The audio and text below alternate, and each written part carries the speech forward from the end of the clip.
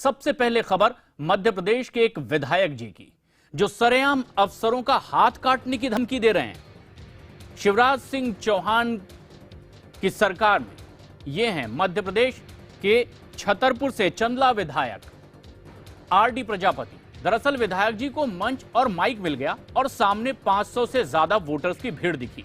इसके बाद नेताजी जोश में होश खो बैठे और भीड़ को देख करके जोश में नेताजी ने सब डिविजनल मजिस्ट्रेट की मौजूदगी में ही कहा कि अगर सरकारी योजनाओं का पैसा गरीबों तक नहीं पहुंचा तो वो अफसरों के हाथ काट लेंगे।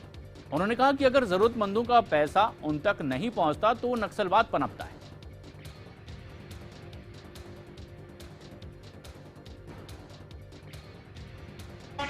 अंतिम छोर के व्यक्ति का पैसा लिया नेवला खाया तो उसके हाथ नहीं रहने दूंगा।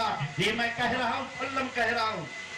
गरीबों का खाना गरीबों तक पहुंचे, ये हमारी सरकार का कहना है, शिवराज जी का कहना है, हमारे नरेंद्र मोदी जी का कहना है और हम करते हैं, झूठ नहीं बोल रहे हैं।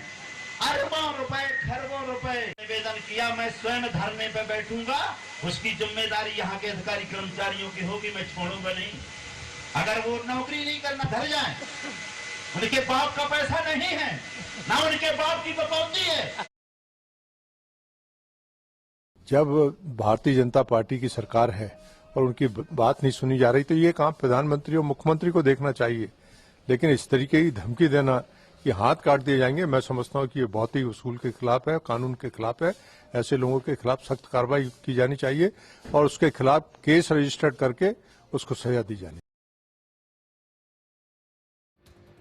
मनोज शर्मा हमारे सहयोगी इस वक्त फोनलाइन पर मौजूद हैं ज्यादा जानकारी के साथ। मनोज, बीजेपी के विधायक का ये बयान, विपक्ष के अब वो निशाने पर हैं, पार्टी से बाहर निकाल देने की तक मांग की जा रही है।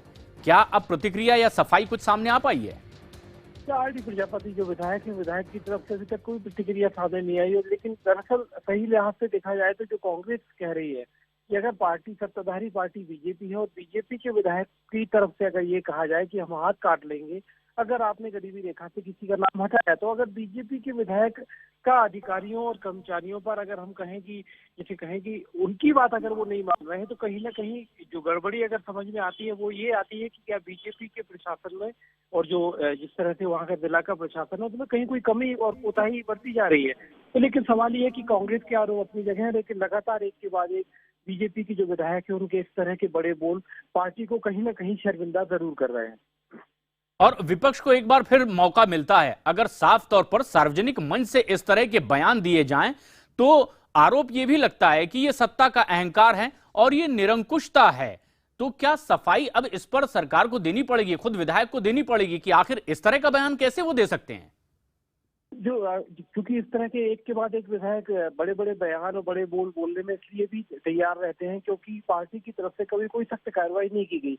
आपको याद होगा प्रशांत, अभी कुछ ही दिन पहले जेएनयू का मुद्दा उठा और जब राहुल गांधी जेएनयू गए तो उसके बाद मध्य प्रदेश के एक विधायक भोपाल के रामेश्वर शर्मा ने राहुल गांधी के बारे में जिस तरह से बातें कही थी, उनको पार्टी ने कहा उस समय की ये बातें नहीं बोली जानी चाहिए, लेकिन नहीं बोली जानी चाहिए उसके आगे क्या, उसके आगे कुछ नहीं होता। इसलिए एक के बाद एक विधायक इस तरह के बड़े बोल, और इसीलिए भी विपक्ष ऐसे बयानों को मुद्दा बनाता है और फिर आगे की कार्रवाई की मांग करता है। देखना यह है कार्रवाई क्या कुछ होती है या सफाई क्या आती है। फिलहाल शुक्रिया आपका बहुत बहुत इस पूरी जानकारी।